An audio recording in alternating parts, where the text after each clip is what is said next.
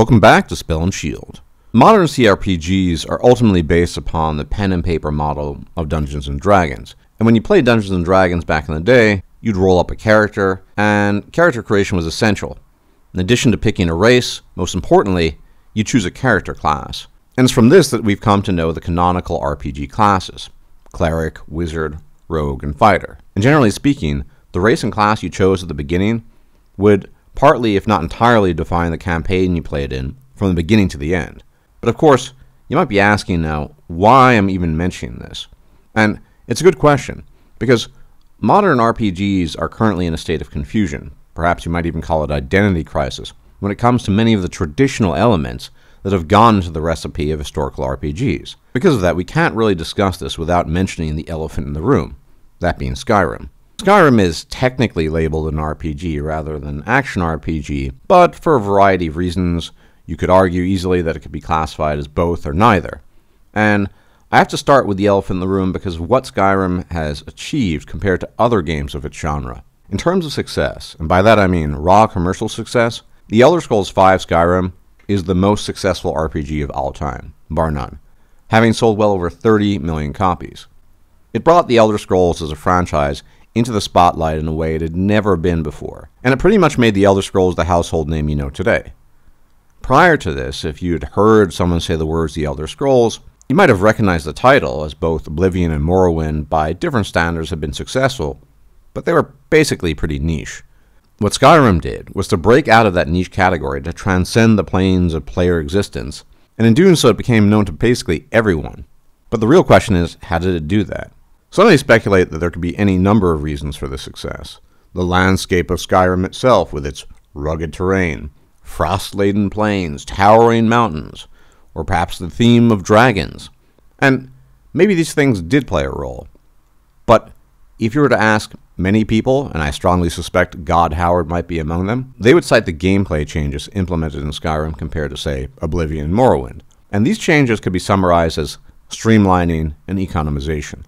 Now, they probably wouldn't put it in those terms. After all, economization and streamlining do not sound very nice as words. They sound very aggressive, intentional, marketing-oriented. But let's be honest, that's what happened with Elder Scrolls V Skyrim. The time-honored tradition of choosing a class was rejected in favor of a classless system, something I sometimes refer to as play however you want, do whatever you want style. What's more, going hand in hand with the dropping of traditional classes, attributes were also dropped, since attributes were intimately tied to the class you chose. For example, in Oblivion, if you chose a certain class, such as a Nightblade, you would receive favored attributes, and each class was tied to specific skills, which were referred to as your major skills. And on top of that, you received a specialization that allowed for faster advancement in a category of skills, either magic, stealth, or combat. More importantly, your choice of race also plays a role in how you develop your character, as different races have differing attributes, skill affinities, and carry weights, in addition to the special abilities that races have that are unique to them. Skyrim does away with most of this. There are no more classes, no more attributes, and races do not excel at any one thing. All that is left is health, magicka, and stamina, as well as one of two unique, albeit minor abilities for each race. Your character is basically whatever you want it to be. And like previous Elder Scrolls titles, your skills are based upon how frequently you use them. For example, to improve your blocking skills, you block. And to improve your destruction skills, damage your enemies with destruction magic. This means that you can mix and match your character as you wish, heavily focusing on one thing, or equally focusing on a number of things, or even dabbling in every skill if you so choose. This formula made the game incredibly accessible, but most importantly, it was the dropping of these traditional RPG elements that really allowed it to shine and become the commercial success that it was. And who knows, maybe that really was the key to its success, which at the end of the day is the only tangible metric for shareholders who are the ultimate powers that be. This of course begs the question as to whether or not the mythical Elder Scrolls VI will be even more stripped down and streamlined than Skyrim was. It's an interesting thought experiment, to say the least, to try to imagine what other elements could be done away with to provide even more freedom to the player, but to be perfectly honest, I think this would be very difficult indeed. It's really anyone's guess as to what's going to happen with the mechanics, but I think it's very unlikely much is going to change, because the Skyrim model seems to hit the sweet spot with most people, and seems well calibrated enough to have earned them the best success they've ever had with any game. And we may even be able to glean something for the future from Bethesda's up-and-coming space RPG Starfield, which now has a concrete release date of 11/11/22, true to Bethesda's tradition. But all of this raises the question of what the value of traditional RPG elements actually is. The complex, oftentimes cumbersome mechanics are often overwhelming and tedious, but do they do anything that makes them valuable? And apart from stats and numbers folk who take perverse pleasure in such things, I'd argue probably not. But there's another element at play here, and that goes beyond the mere numbers, and that is character differentiation. If, for example, an orc character is hardly distinguishable from an Altmer character, save for some very small cosmetic differences, then what's the point in playing the orc over the other one, or playing any race for that matter? If you can make use of all skills equally, and raise them to appropriate levels, then what type of character are you ultimately playing? And what would differentiate that playthrough from your next playthrough, if indeed you ever bothered with a second playthrough to begin with? To say nothing of immersion. A character that can do everything is simply not believable.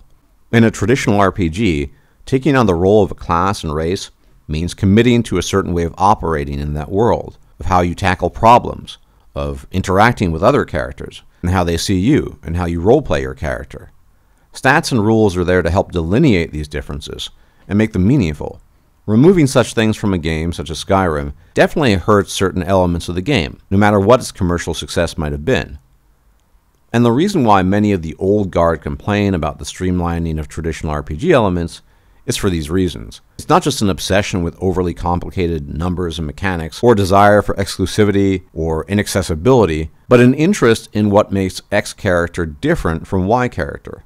Understandably, many people on the opposite end of the aisle can easily see the more traditional aspects as a straitjacket. And for my part, I can understand both perspectives, even though, full confession, I personally lean more towards the traditional view.